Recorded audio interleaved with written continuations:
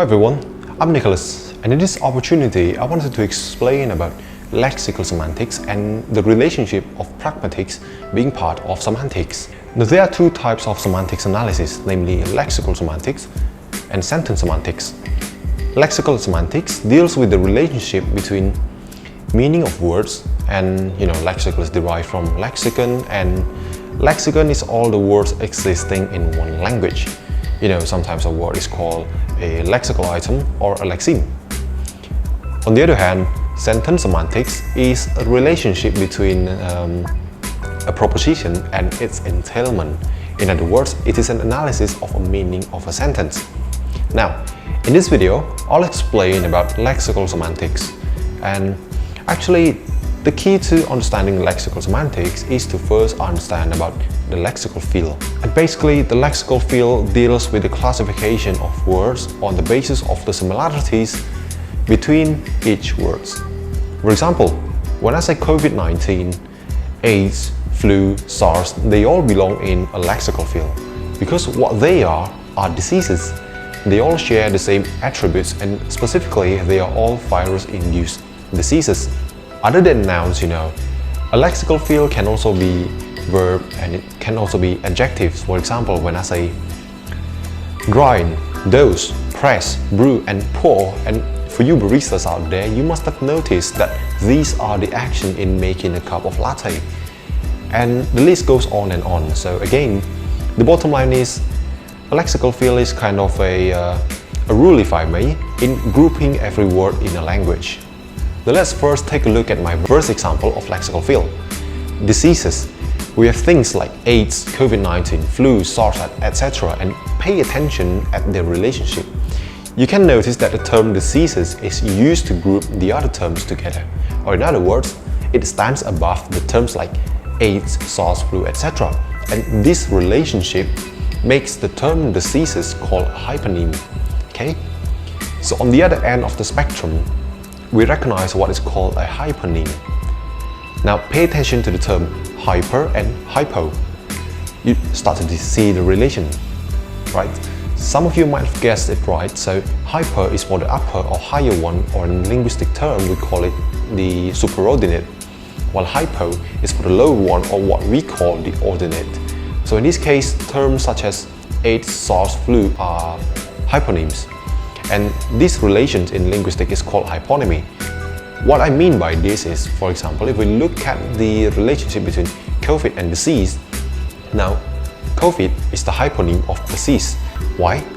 Because it is in an ordinate position to disease. The same goes with SARS and AIDS. They are in the ordinate position. In this case then, as mentioned before, disease is a hyponym and COVID, SARS, AIDS, etc. are hyponym. And this relation between disease and those terms are called hyponymy. Now, there are other ways or perhaps another formula for determining this relationship. This is rather similar to your high school mathematics, but sometimes it might come in handy. So, another way to determine this relationship is, you can imagine the formula. The hyponym X is a kind of the hyponym Y. And to further simplify things, what I mean by this is we can say that COVID is a kind of disease, or pour is a kind of action of brewing coffee. And the list of examples goes on and on and on. Right, so moving on, hyponymy can happen in what we call a multi-level hierarchy. A good example of this can be seen in the animal hierarchy. So what is meant by this, for example, animal is a hyponym of cat, but cat can be a hyponym as well. For example, for jaguar, lynx, lion, tiger, domestic cat, and so on. So basically, the level of hyponym is infinite. In lexical field, there's another relationship that we recognize called the part-whole relationship. Basically, this is a relationship where a word can be a part of another word. For example, motorbike and wheel is a part-whole relationship. Since wheel is a part of motorbike, and it does not stop there actually, the list can go on and on. For example, we can say that engine is a part of motorbike, headlamp is a part of motorbike, and handlebars is a part of motorbike. And the list goes on and on again. Now, all of this explanation might spark a little bit of confusion, and indeed, sometimes it can be difficult to differentiate between hyponymy and the part-whole relationship. But there is an easy way of determining which one is which, and pay attention. Now, hyponymy only happens when a hyponym is a kind of its hypernym. Confused? Well, don't worry, let me give you an example. Now, jaguar, leopard, lynx, tiger are hyponym of cats because jaguar, leopard, lynx and tiger are kinds of cats. However, take a look back at our motorbike example. Handlebars, headlamps, wheels, engine, swing arm are not hyponym of motorbike. Why? Because handlebars, headlamp, swing arm, wheels, etc. are not a kind of motorbike, right? It sounds complicated, but hopefully after I put it out like this, it's not, Actually, the concept is pretty simple. So, moving on. The next relationship we're going to talk about is synonymy. Synonymy is what happens when a reference of a word is similar to the reference of another word. An example of this is when I say AIDS and COVID. We can say that the two words have a synonymy relationship. This is because the reference of AIDS is similar to COVID and vice versa. COVID and AIDS are a good example as well because as opposed to what most of us learned in our previous level of formal studies, synonymy is actually restricted to referential meaning only. Therefore, when I say COVID and AIDS, there's no other meaning. Again, moving on, the next is antonymy. Now, I believe as with the previous relationship synonymy, most of us must have already known about this type of relationship. In antonymy, we focus on the notion of opposite, and what I mean here is the opposite meaning. So before we go any further, it must be noted that antonymy is slightly different to the other relationship that we talk about thus far, namely, synonymy, part-whole relationship, and so on. Example of antonymy is fast and slow, or small and big. There are also what's called a gradable and non-gradable antonymy. What is meant by this is there are some antonymy relation that we can insert the superlative. For example, we can say faster and slower and etc. On the other hand, we can't do that to non-gradable antonymy. For example, we can't say partially open because that means it is indeed open. Nor can we say half closed because what it means is it's still open basically. Unlike in the previous example when I say faster and slower, because in this case, fast and faster is not slow, right? So slower and slow is also not fast, right? Of course, in antonymy, we understand what's called subjectivity because we cannot determine how slow is slow or how small is small. And another thing to keep in mind about antonymy is that in an antonymy relationship, there ought to be words that are commonly used in questions. For example, when we ask about a motorbike's performance, we tend to say, how fast is it? As opposed to saying how slow is it, right? Therefore, in this case, fast is an unmarked word, and on the other hand, slow is a marked word. This is what you must think of when talking about antonymy. The next relationship that we're going to talk about is converseness.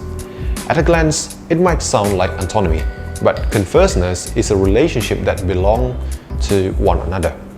So, example of converseness can be found in kinship, like how we say sisters and brothers, and in professional relationship like lawyer and client, teacher and student, trainer and trainee, and so on and so forth. Converseness can also happen in words like rent, where I can say like, I rent my motorbike to Alex and I rented my motorbike from Alex. The final relationship we have are called homonymy and polysemy.